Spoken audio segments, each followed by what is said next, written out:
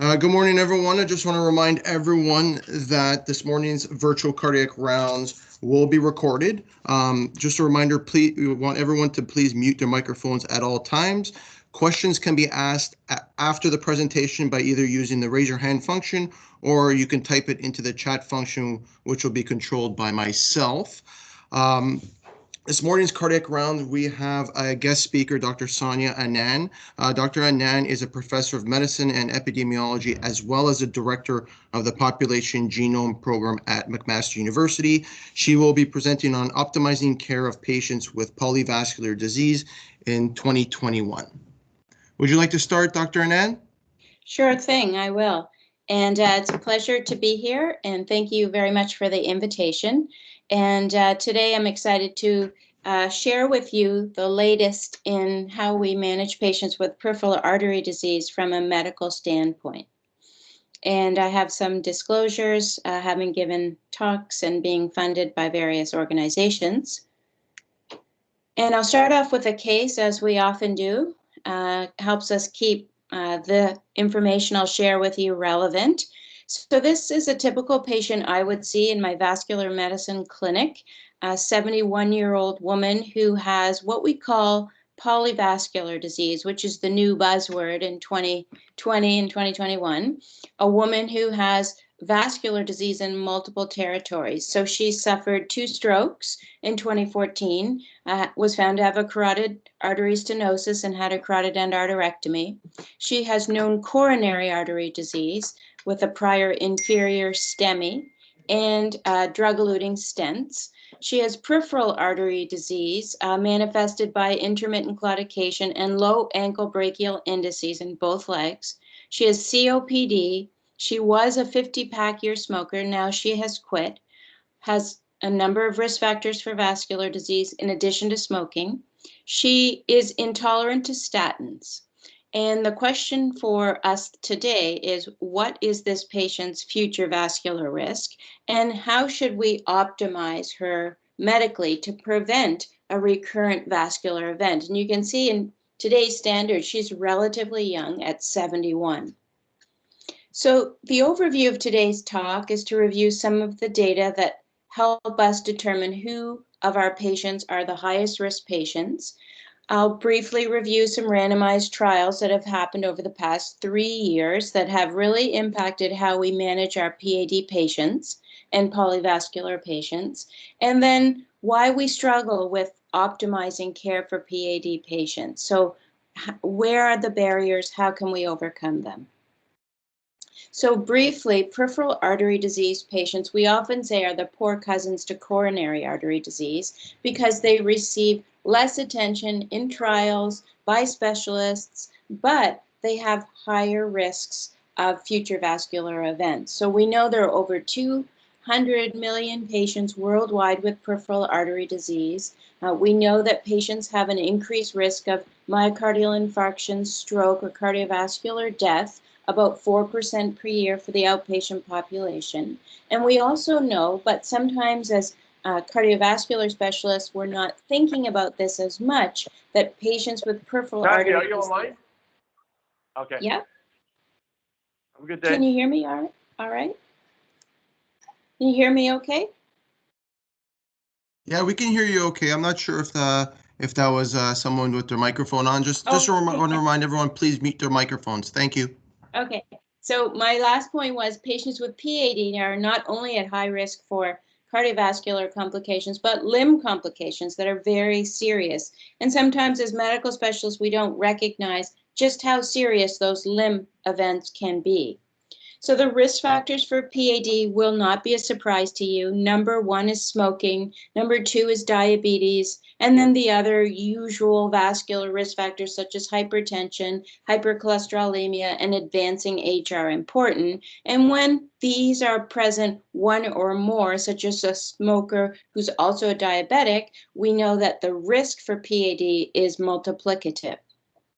So when we look at population level data and we look at the incidence of future vascular risks such as MI, stroke, and cardiovascular death, we can see patients with PAD only or CAD only have about the same incidence over a 3-year period of these outcomes. But if we look at the patients who have both of these together, so coronary disease and peripheral artery disease, we can see that the polyvascular patients' incidence of these adverse cardiovascular outcomes is almost double.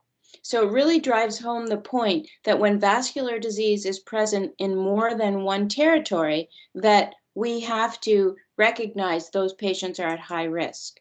So when we assess cardiovascular risk, typically in cardiology practice, we might think of specific factors to cardiology, but not think beyond the heart so much. And I'm really trying to drive home the concept of assessing a patient for their global vascular risk. And I do this not only to cardiology audiences, but also when I speak with stroke neurologists to think below the brain, so to speak, and to vascular surgeons to remember that your patient is at high risk of a cardiovascular complication. And so when we think of global vascular risk, we can think about assessing a patient with PAD in a very simple way in our history.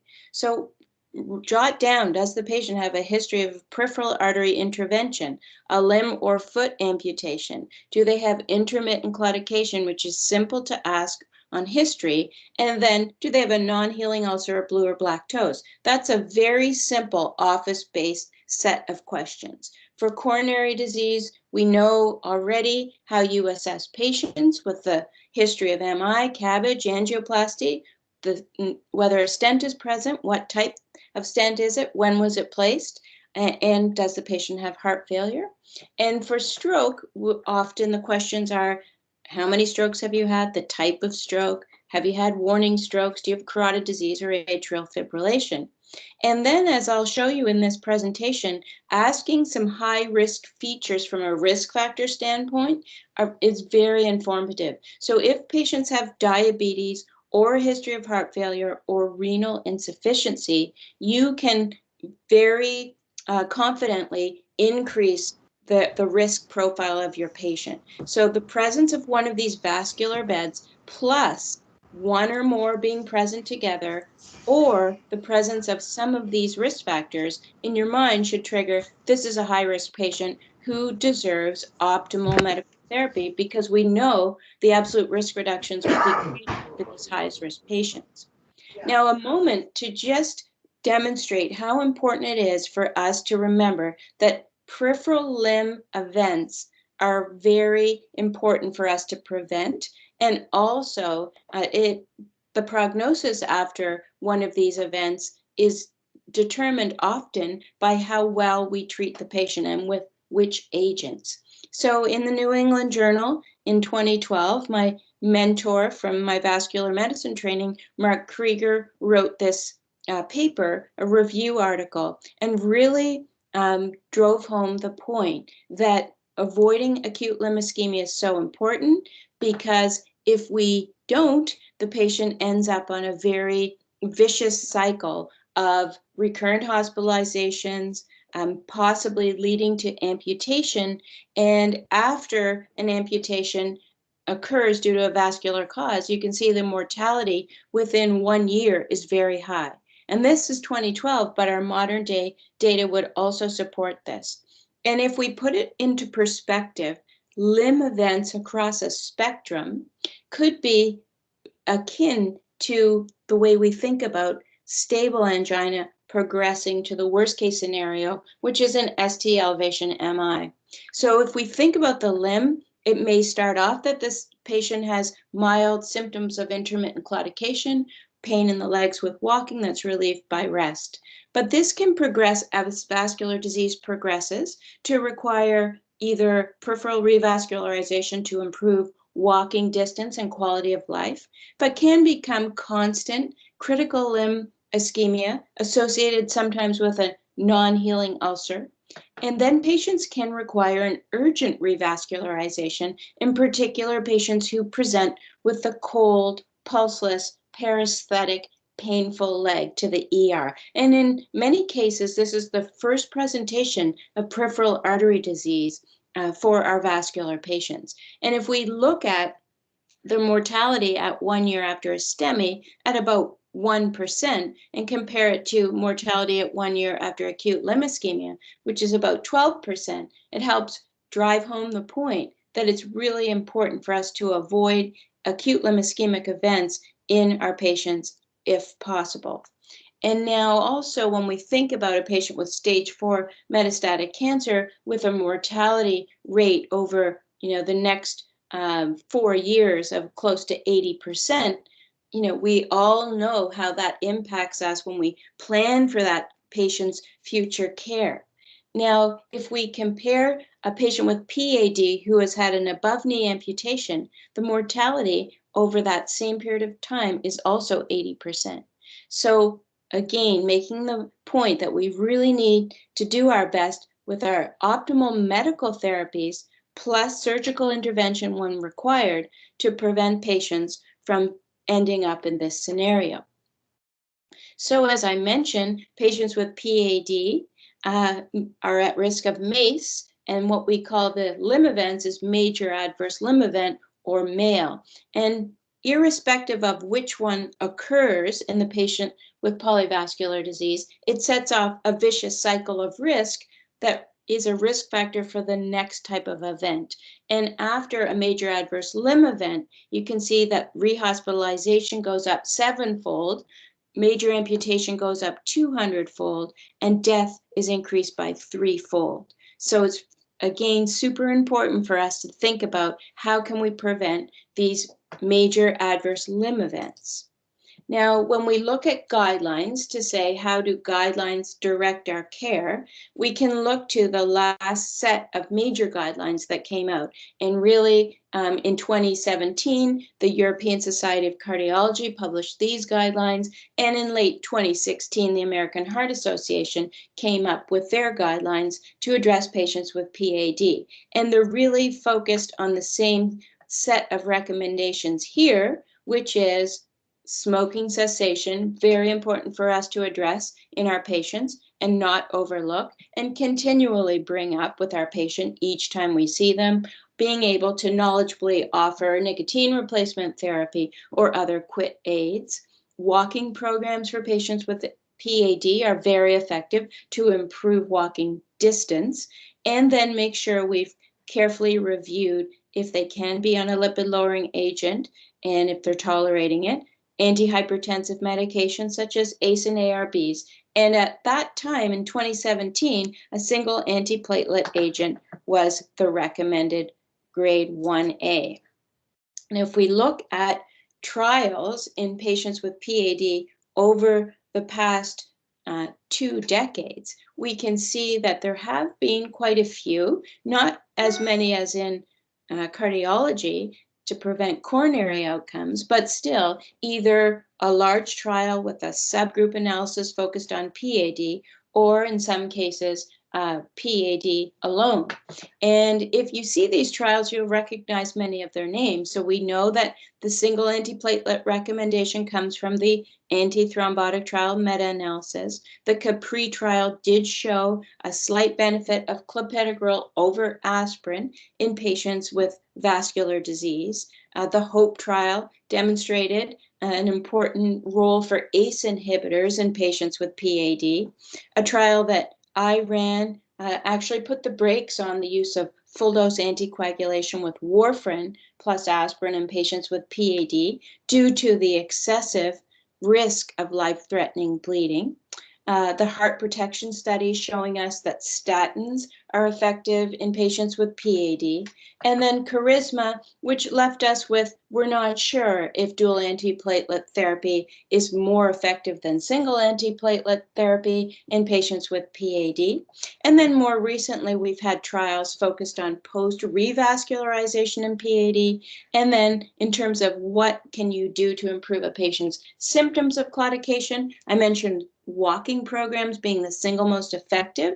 And then the other agent here, cilostazol, is also proven to be more effective than placebo at improving walking distance, but cilostazol is not available in Canada and therefore not used. So in 2021, we can think about therapies that improve walking distance and also prevent MACE and male outcomes. And you can see here by the check marks that we have a lot of alignment across the therapies that we use, meaning that you can place a patient on these therapies and know that you're preventing MACE as well as male outcomes or limb outcomes.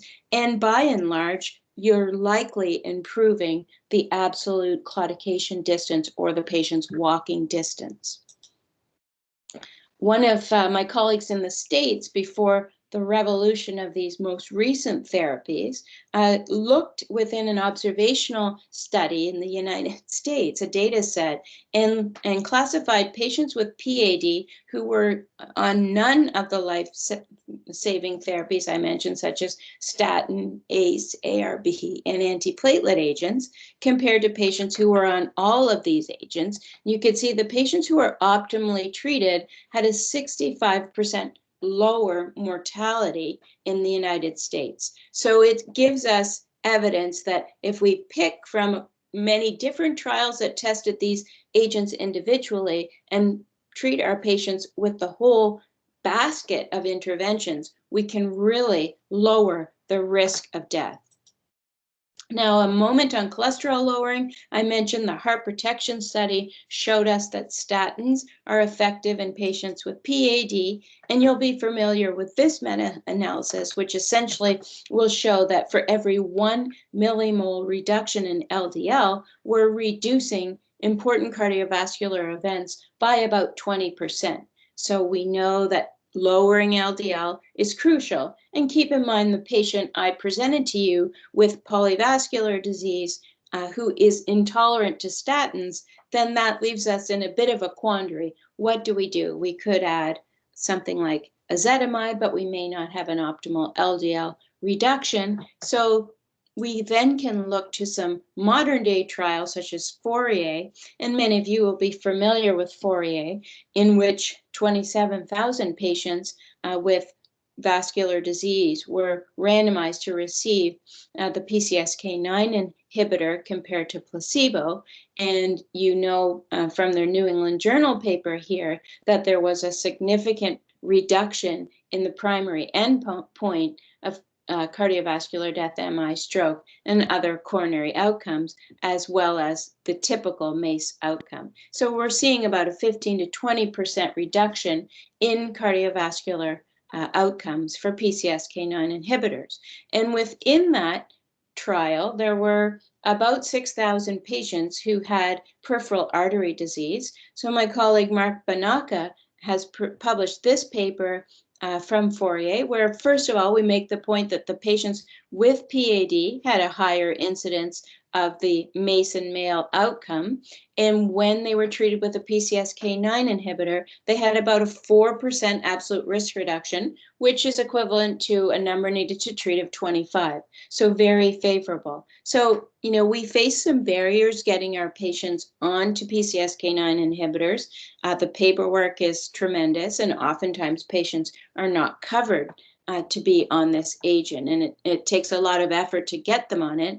But if you were asking what is the best therapy for my patient to prevent future vascular risk, PCSK9 inhibitors is a member of that toolbox. Now, if we move to antithrombotic therapy, in a previous review article, we have summarized the trials that have been in which PAD patients have been enrolled, and suffice it to say that although the guidelines have said a single antiplatelet agent is best, there have been many comparisons of 2 antiplatelet drugs versus 1, or more potent antiplatelet agents compared to less potent antiplatelet agents. I mentioned warfarin at full dose together with aspirin. And throughout these trials, what we're trying to do is balance the reduction in ischemic risk with trying to keep the bleeding risk as low as possible.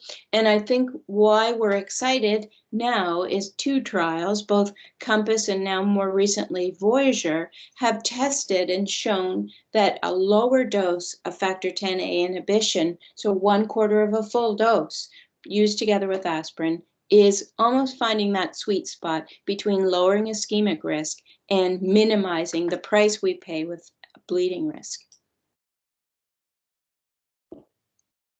And this slide will show you that from our research group, for example, as well as my colleagues in Voyager, we have been essentially going from the full dose anticoagulant therapy with warfarin that didn't work and caused too much bleeding to our COMPASS observation. And now in 2020, the Voyager trial read out.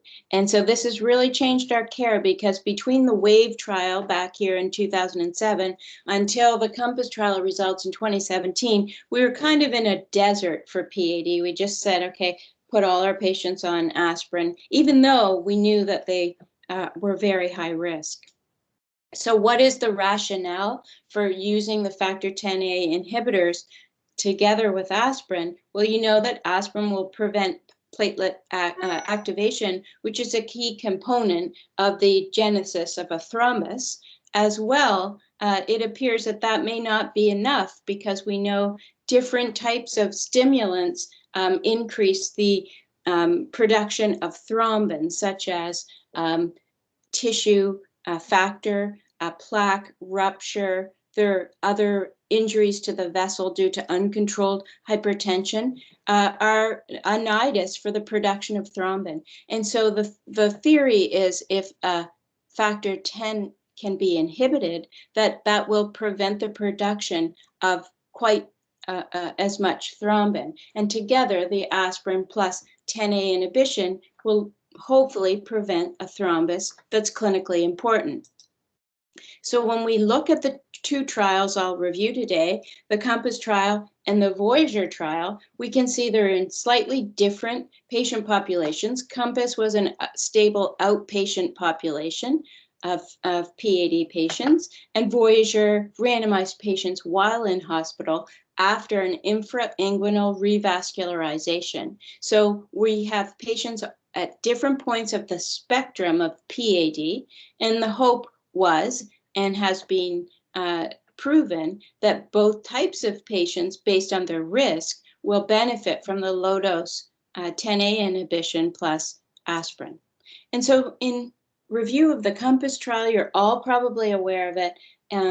Essentially 27,000 patients with CAD or PAD were randomized to one of 3 arms, the control arm being aspirin alone, and the 2 experimental arms shown here. And the winning arm was rivaroxaban 2.5 milligrams BID plus aspirin. And you'll know that the trial was expected to run for about 3 to 4 years. It was an event-driven trial, but it was stopped early on the recommendation of the Data Safety Monitoring Board due to overwhelming benefit in favor of the low-dose rivaroxaban and aspirin combination.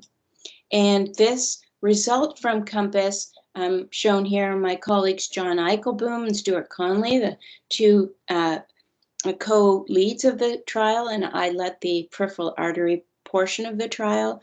This has led to multiple countries worldwide approving the use of low-dose rivaroxaban and aspirin for patients with CAD or PAD, and it's really changed our practice, especially for patients with PAD and polyvascular disease. So who was a patient with PAD in COMPASS? Well, patients could have symptomatic PAD of the limbs, about 4,000 of them did. Patients could also have carotid disease, so that could be asymptomatic carotid artery stenosis more than 50%, or a prior history of carotid revascularization, like an endarterectomy. And patients with coronary disease who had a low ankle brachial index, less than 0.90. We called this group asymptomatic PAD. So you can think in your own practice, you likely have patients with overt polyvascular disease, but you may have a subset who have coronary disease and a low ankle brachial index if it were measured. And we'll come back to that later on. In COMPASS, if we look at the PAD sub-cohort, and we look at the combined outcome of MACE or male that includes all major amputations, you can see that there was a significantly lower incidence of these adverse outcomes, ischemic in nature, for the patients who received rivaroxaban and aspirin compared to the patients who received aspirin alone. And this translated into a 31% relative risk reduction that was highly significant, the number needed to treat being 37. So a very clear result that this combination is effective in patients with PAD. This shows a Kaplan-Meier curve with a black curve representing rivaroxaban and aspirin, and the red curve representing aspirin alone. You can see that these two curves diverge very early on after initiation of therapy, telling us that this therapy is starting to work early after initiation in the prevention of MACE as well as male outcomes, and then this continues to diverge over time. This next slide shows us the bleeding implication. So we're always concerned about that. We know intensifying antithrombotic therapy will increase bleeding. That tells us it's working, but the question is just how much and what types of bleeds. And we can see here that there is a relative increase in major bleeding as defined in this trial by 1.7-fold for patients who are on the rivaroxaban aspirin combination compared to aspirin. The definition we used was any bleeding that took a patient to see a physician. They didn't have to be admitted. It could have been a nosebleed and they went to the ER, for example. The key components that we look for are really, what about those fatal bleeds or intracranial hemorrhage or critical organ bleeds, those most severe bleeds that, essentially change a patient forever. And we did not observe any significant increase or really any measurable increase in these serious types of bleeds. So 2/3 of our bleeds were due to gastrointestinal bleeds. So these are bleeds that you are all familiar with. They are treatable and they do not result in death for the most part. So this gives you a sense of the bleeding profile. And to calculate net clinical benefit, although I'll remind you that there was a reduction in total mortality in the COMPASS trial of 18%, which isn't the ultimate net clinical benefit, but we calculated net clinical benefit by assigning all of these serious bleeds to each of the treatment groups, as well as the ischemic events. And we said at the end of the day, when you add all of these things together, which group has the lowest incidence of overall events? And that was indeed the low dose rivaroxaban aspirin.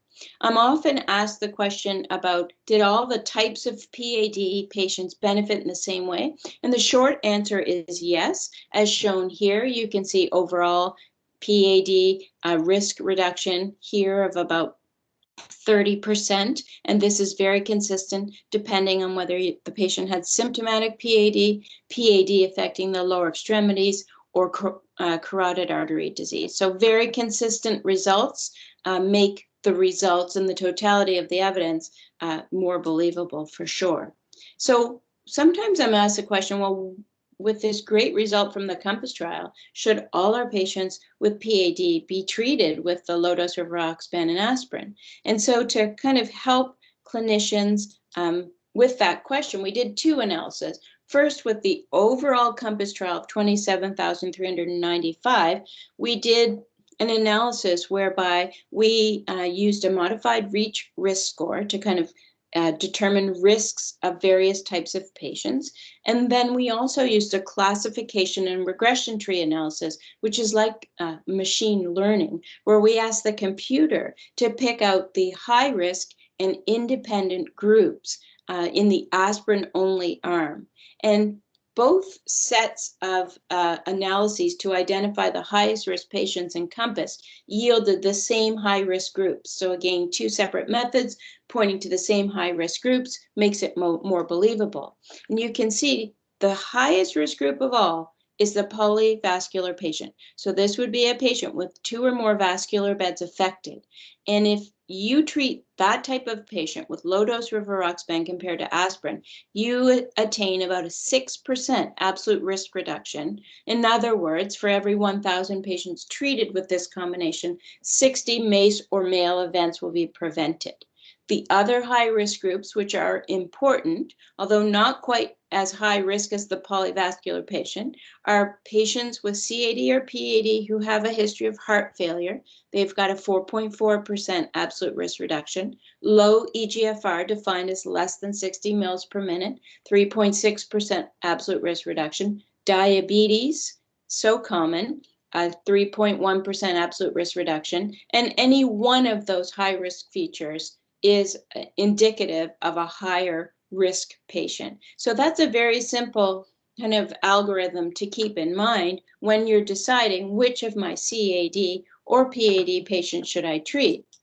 We also did a subsequent analysis of PAD patients, looking at the lower extremity, and the patients with a prior limb amputation, patients with severe ischemic symptoms classified by the Fontaine 3 or 4 classification. Those are patients with rest pain or ischemic ulcers, as well with patients who have a prior FEMPOP bypass or other revascularization of the lower extremity, represent our higher risk PAD groups. And when we did a similar analysis to try and understand the absolute risk reduction dependent on whether the patient had a high risk PAD feature or one of those comorbid factors such as heart failure, diabetes, polyvascular disease, or renal insufficiency, we can see that patients who have either high risk by PAD or high risk by comorbidities have an important absolute risk reduction when low-dose riva and aspirin is used together compared to aspirin alone of 4.6%, 4.4%, or if you have that ultimately high-risk patient, polyvascular disease plus diabetes, for example, you're into a 5.2% absolute risk reduction. And I'll just point out that when we look at fatal or critical organ bleeding in these high-risk groups, it's low. So it's there, but it's extremely low. And it really shows you graphically that the net clinical benefit favors the use of low-dose riva aspirin combination compared to aspirin. So if we put the COMPASS results into context of other therapies we use commonly now to prevent vascular risk, you can see that the COMPASS regimen lines up very favorably with the reduction in the triple MACE outcome, a significant reduction in mortality, which is not seen by all trials. I didn't spend any time really focusing in on just how large the reduction in stroke was, but certainly it is now a therapy used for the primary and secondary prevention of stroke in vascular patients and a reduction in MI. So it gives you a sense of how therapies line up.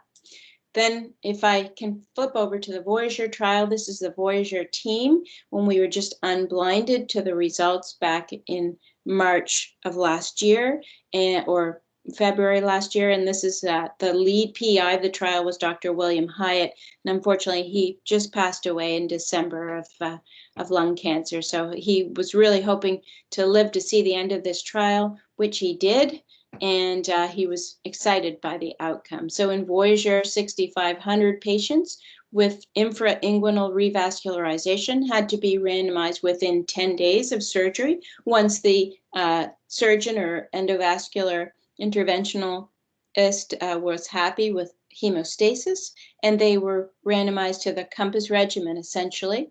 Now, the key difference here is patients could be stratified based on an open surgical procedure versus an endovascular procedure of the lower extremity, and it was up to the physician to decide whether or not their patient would receive short-term clopidogrel. So you can imagine a peripheral artery stent, the patient gets randomized into Voyager, but sometimes the physician will say, I'm usually used to using dual antiplatelet therapy when I deploy a stent or a drug-coated balloon, so they could add clopidogrel for a short time. 1 month was a recommendation, but they could carry it on up to 6 months.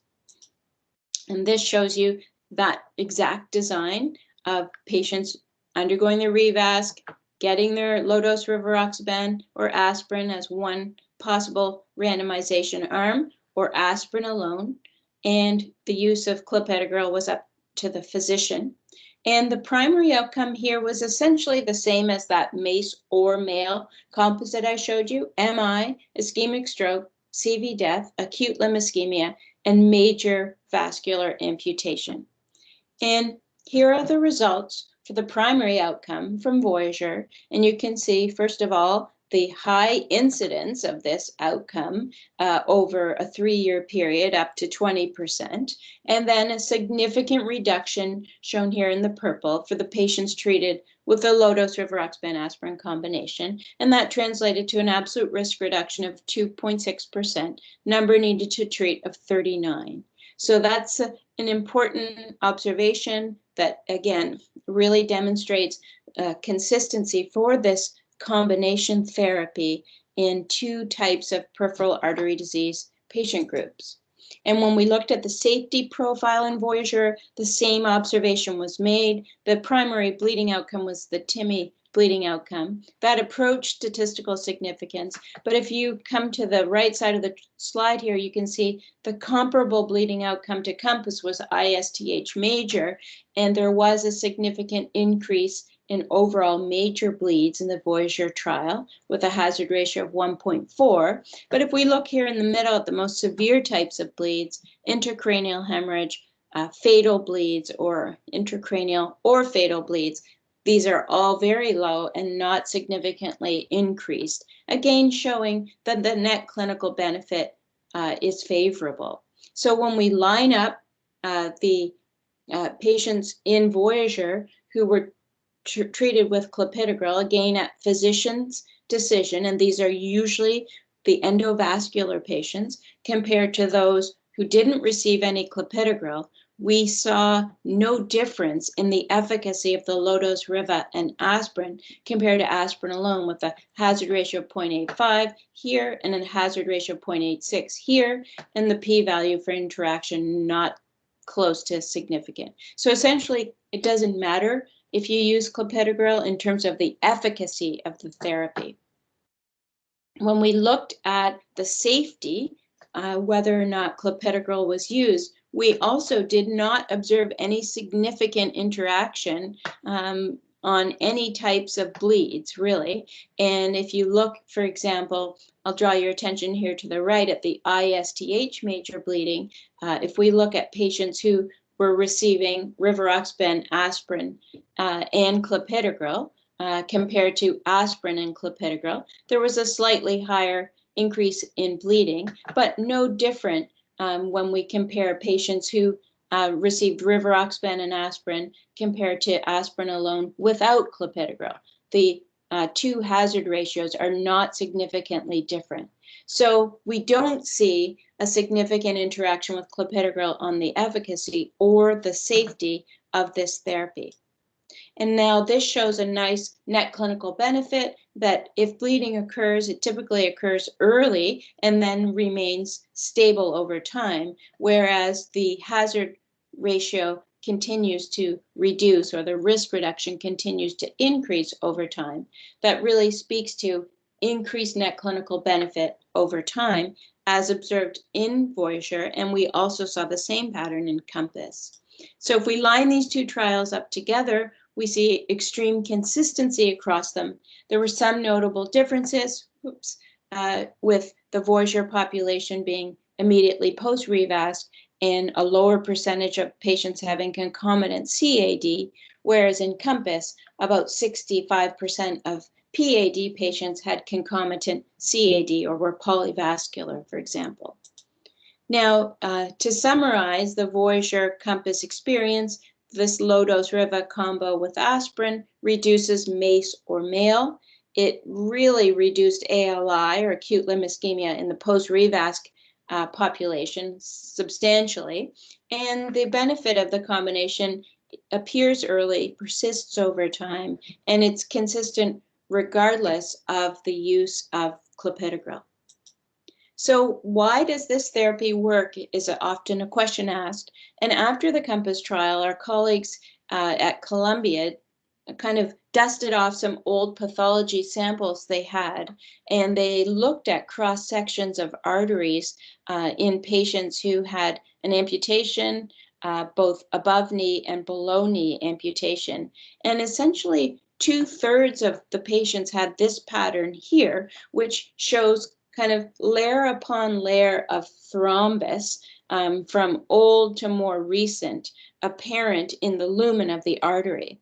So it really led us to call this phenomenon atherothromboembolism, likely more proximal atherosclerosis, may have ruptured, or for some reason with shear stress, a thrombus formed on top of it. That's the atherothrombosis part. But then if a piece breaks off and goes distally, that will cause the embolism and possibly acute occlusion of an artery, leading to acute limb ischemia. So for some reason, this combination is effective at preventing that process. And because there's less serious bleeding, it's definitely more effective on a net basis than full dose anticoagulation with an antiplatelet. So risk factor control, why it works, but why aren't we doing it, is an important area. Every hospital is different, so perhaps you guys are doing a great job at your hospital, but we've looked at it at the Hamilton General Hospital, a McMaster Teaching Hospital, over time, and we see that we still have a lot of work to do, that our patients who are admitted for vascular surgery, for example, at the time of discharge are still undertreated from a medical standpoint, with only 60% on statins, 43% on ACE-ARB, and relatively low use of some of the other antihypertensives, or in the case of diabetics, not optimally treated. And this is on the background of 40% of our PAD patients just having surgery being current smokers. So there's a lot of work that needs to be done to bring those clinical trial optimal therapy to real patients. And there are lots of barriers to that care. We've thought about the barriers when we're trying to develop things in our hospital to overcome them. Oftentimes, we consider individual patient issues, like I wrote the prescription, they never filled it, or they'll never stop smoking, or other kind of individual level concerns. The barriers for patients are, they're uncertain when they're sent home with the prescription, how long they're supposed to take it. Sometimes their family doctor is uncertain, so there's a communication gap. And then often they can't afford some of these medications.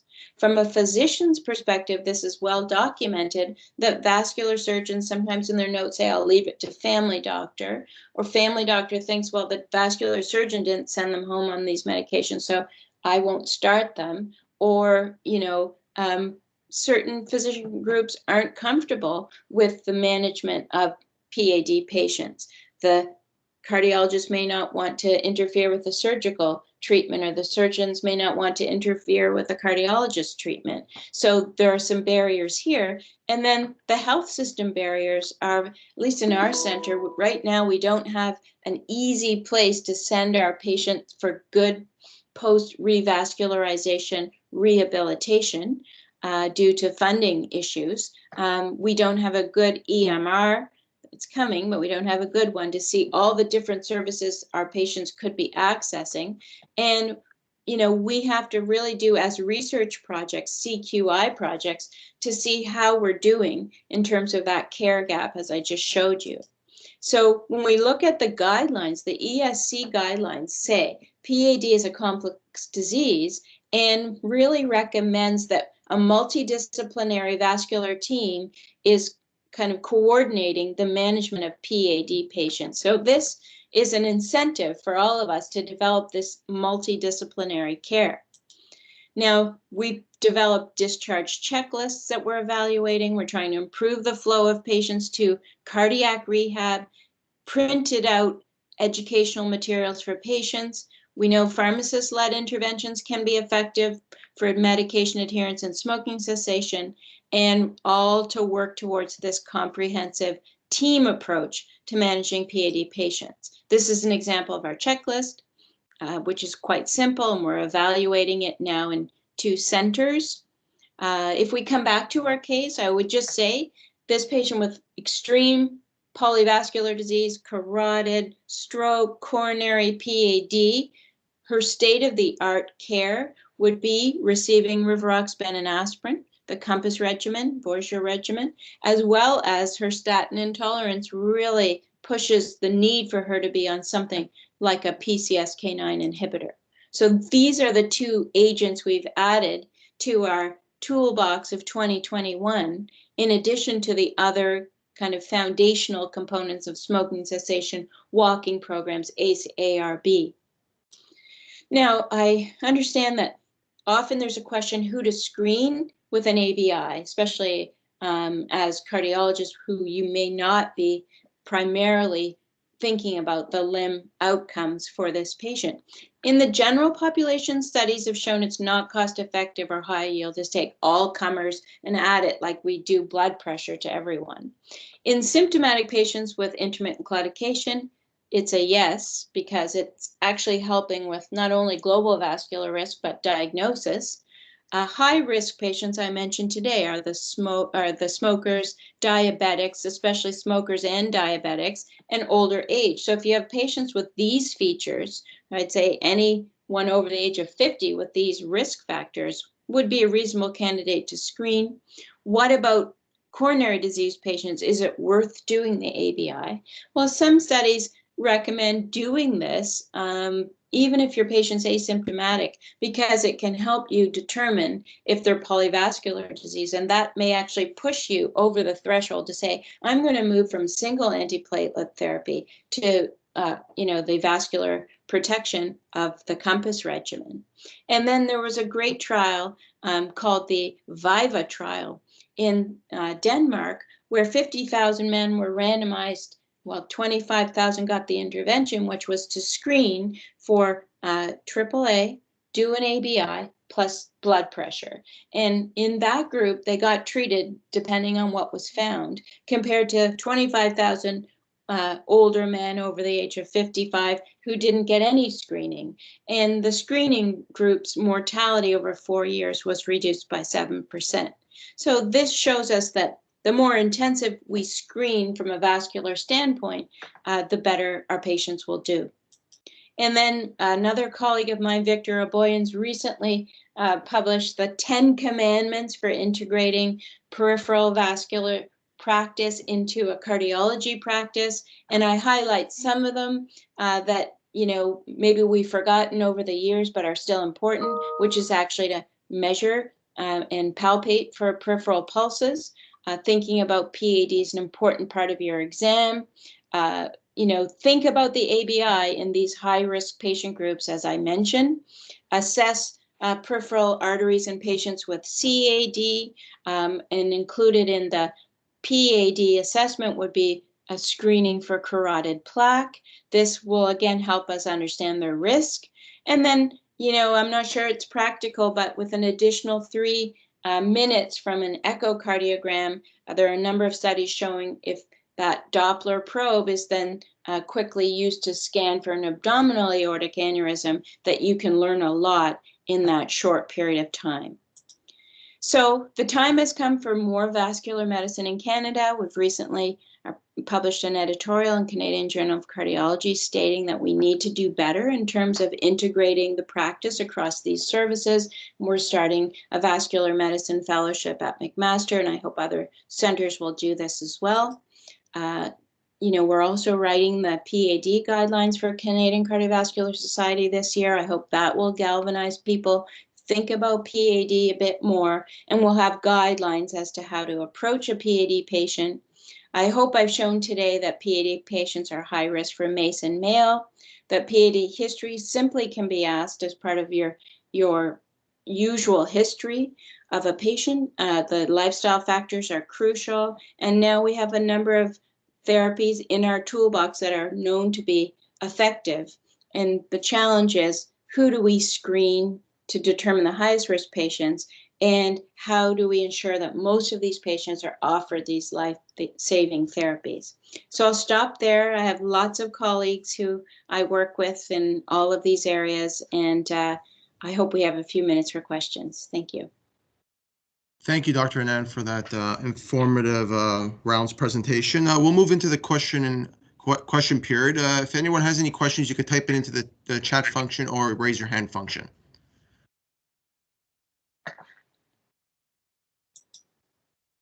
We'll leave it open for a couple of minutes. Yeah, sure. Dr. Bernstein, you have your hand up? Please go ahead. Oh, hi. Do you hear me? Yes. Mm-hmm. Hey, wonderful talk. Jason Bernstein. I'm a interventional cardiologist here in Scarborough, and we have a busy office practice. So, yeah, it's good to evolve. So, things have changed a lot. So I started practice in 2005, and I think what you have taught us and these studies have taught us is that these vascular patients are extremely high risk. And, rather than keeping a young patient stented for stable coronary disease, I'm much better off to keep a vascular patient in my practice. So we've really adopted that, and it's made a big difference. So as a comment, we've recently bought an ABI machine, and we have a busy office practice. It's been a little hard in COVID, but your point about screening is huge, because our echo lab, we picked up many aneurysms. When I bring patients to the office, the pickup of atrial fibrillation is huge. And I look at this as just an added screening tool, this ABI, and I think it's really going to change care. And I'm really excited when patients are coming back to the office, because we're going to start to use it broadly. I just have those are just comments, just a couple questions. Have been an early adopter of low-dose Riva, and thinking myself as a keen observer, I have noticed people coming back with, at times, dangerously low hemoglobins and bleeding. I haven't seen life-threatening bleeds, but what I've noticed when I reflected on these cases is, well, what could I have done differently? And what I've noticed is that lowish hemoglobin is a very good marker of frailty and bleeding risk. And I wonder if you could just comment on that, and should I be shying away from, let's say, people with a hemoglobin of 100? And my other comment is just a little bit about Voyager. Can you explain to me why it's infrainguinal, why they didn't look at aortoiliac disease, just from my own understanding? I could ask you a zillion questions, but I'll just keep it at that. Yeah.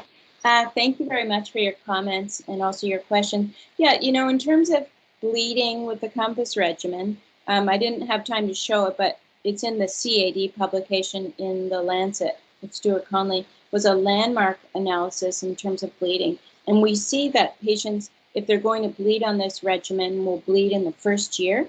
And if they make it through the first year without any bleeding, then they're very unlikely to bleed. And then the net clinical benefit is just huge for them. But in terms of who is that patient who could bleed, you were excluded from COMPASS if you had a high risk kind of bleeding phenotype by history, if you were on regular NSAIDs and things like that. So if we take that group of patients out of this mix and look at the predictors of bleeding in the first year, my colleague John Eichelboom has done that analysis, there are not a lot of, features that come out. And it's kind of a difficult situation, but one of the features that does come out, and we're starting to measure this more across multiple studies, is that frailty measure. So it's that older person who's using a walker who, maybe has a very limited quality of life functionally, that is high risk for everything, be it falls and or bleeding.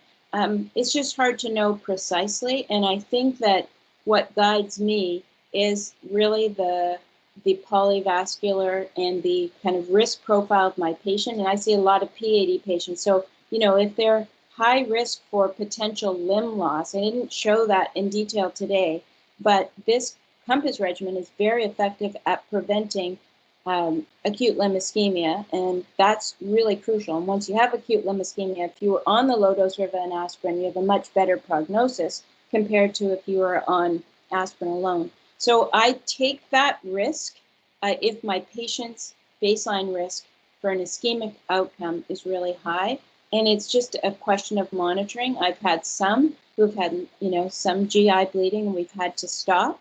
And some are so high risk that once the GI bleeding is addressed, we restart. So it's kind of like the atrial fibrillation picture. If the ischemic risk is so high, we try and proceed with the COMPASS regimen. That was the first question. I kind of buried you with a lot of comments. I just quickly want to ask you about aortoileic disease and why was it only infrainguinal, just so I could learn something. Yeah, I mean, we debated a lot about who would be eligible, and we thought about the primary endpoint and responsiveness. And, you know, the responsiveness part of the endpoint in the infrainguinal is really acute limb ischemia.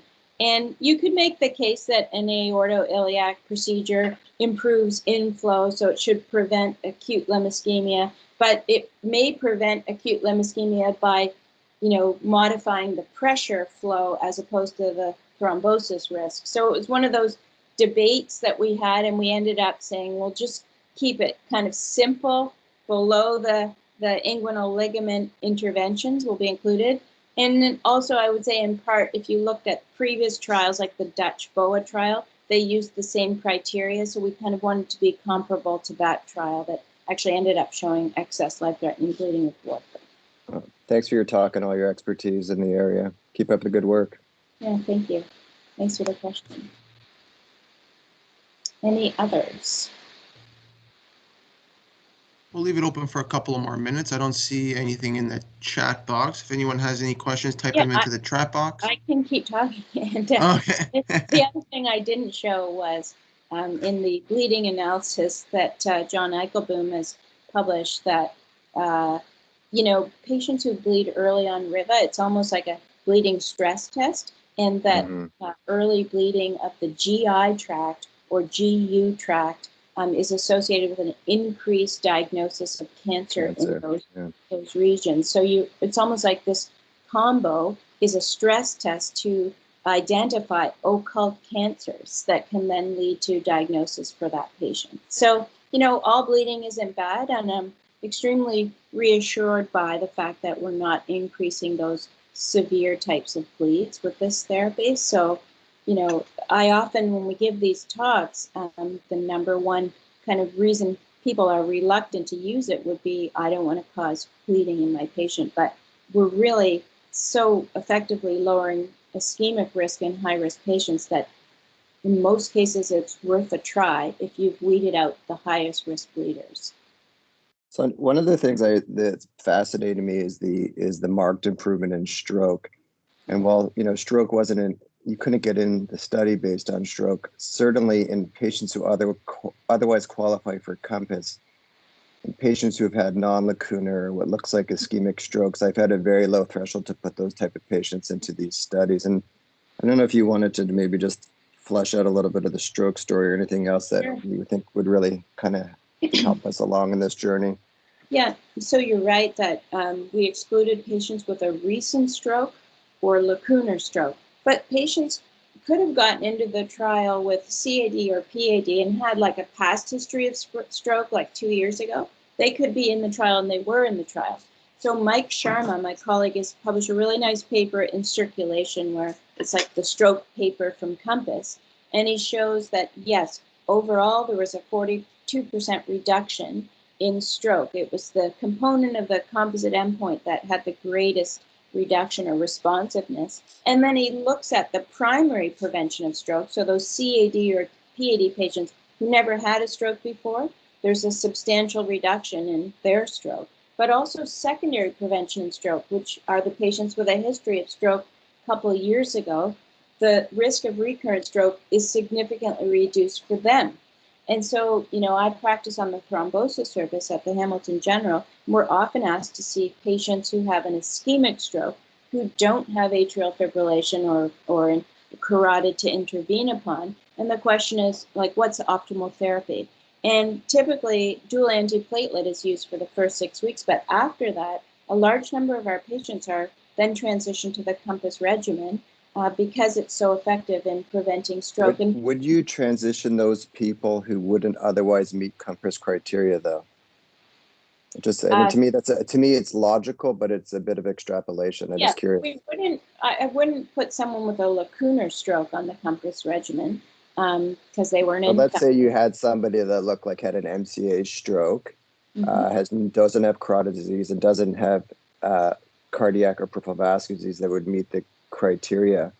Mhm. I know I myself would certainly consider it, and I know it wouldn't be on label, but is that something you guys would consider? Yeah, it is something that we debate. So it's not an actual given all have to be, because it is a bit of an extrapolation. But if that occurred, that scenario, and the patient had another vascular territory affected, like PAD or coronary disease, then we're now into the polyvascular territory, and we say, yeah, with all the knowledge we had from COMPASS, we will use low-dose rivaroxaban. If they didn't have the polyvascular history, I think we would have a discussion, stroke neurology, thrombosis, and then make our best decision. And I will say that there's some new trials now ongoing in acute stroke with factor 11A inhibitors. So Seems more logical. data. Yeah.